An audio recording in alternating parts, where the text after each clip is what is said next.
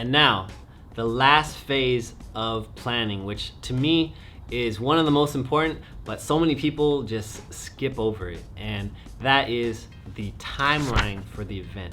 I don't know how many events I've been to that started super late, like not just like 30 minutes late, like 3 hours late. Like you showed up ready to go to this competition and you waited there for 3 hours. I actually have been to events that literally went like 5 hours over time, right? So like, which as a dancer, it kind of sucks. You're ready, you're warm, you're ready to dance, and then 5 hours later, now that you're super tired, ready to go home, they're like, oh, now it's time to battle. It's super irritating, not just as spectators, but also as dancers, to go to an unorganized event. So organizing this timeline is gonna make sure you start and end on time. So at 3 p.m. is gonna be our setup time, right? We get our venue ready. At 5 p.m. is gonna be doors open. We give people about an hour to get in, register, warm up, whatever they need to do. And at 6 p.m. we start our introduction, right? Our introduction for our event is very important. We introduce our host, our DJ, the sponsors that are at the event, the vendors, the judges, right? Maybe give the judges a chance to do a showcase, say what they're gonna be judging on, and just overall thank people for being at your event, being present at your event. It's so important, right? If you're hosting this event and you're kind of being rude to people and giving people a hard time, you leave a bad taste in their mouth about the event. I've been to so many events where the event coordinator was just being rude to everybody. It kind of makes you not want to be at that event anymore, right? Even I used to shoot video for weddings, and I don't know how many event coordinators were rude to me. So as the host, make sure you are nice and courteous to everybody, all of your guests. They're in your house now. Make sure you're nice to everybody, and I promise you guys, people are gonna have a good time. Now, let's give ourselves 30 minutes, and that might be too much time, but let's just say 30 minutes. At 6:30, we start the preliminary battles, and this kind of can change on the spot. Let's say only 20 people want to battle. That's gonna be a lot shorter than 100 people that wanna show up to battle. But always plan for more. Let's just say 100 people show up to battle, right? That's a lot. And roughly, people's showcases are typically not super long, so let's just say they're 30 seconds long. We keep it going, right? Maybe we do 4 at a time, right? 1, 2, 3, 4, and they're all battling to showcase.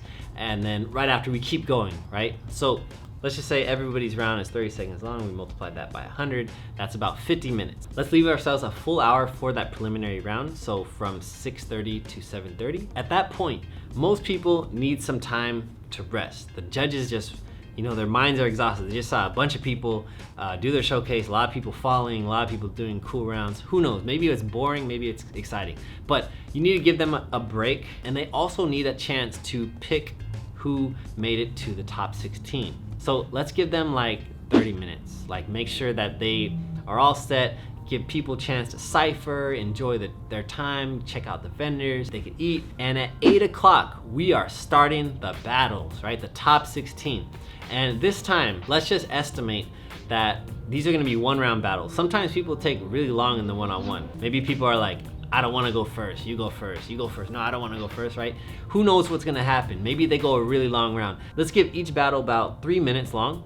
In the top 16, there's gonna be 8 battles total, so that is about 24 minutes, so let's just say 30 minutes, right? So from 8 to 8:30. Right after that, I'd say roll right into the next round. Now you're in the top 8. You have 8 dancers. Let's just say we're gonna do 2 rounds, right? Top 8, we get 2 rounds.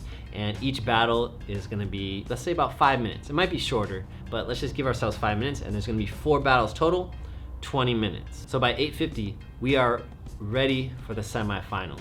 You could give them a 10-minute break, and at 9 o'clock, we need to go right into the semifinals. Let's say same thing, 5-minute battles, and there's only gonna be two battles this time, right? So 10 minutes. So at 9:10, we're done with the semifinals. These dancers need a break. They've been dancing all day. They need to catch their breath. They need to get some water.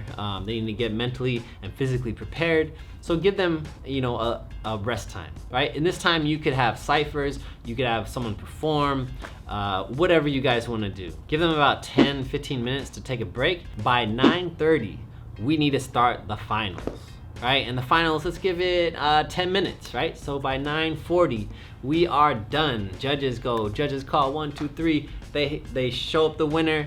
Everybody goes crazy. Everybody's hugging each other, whatnot. and boom, you're done by 10 p.m. Everybody's out there and you could clean up. Venue is happy, dancers are happy, you're happy, your club's happy. And this is gonna be our timeline, right? To make sure that everybody is happy at that event.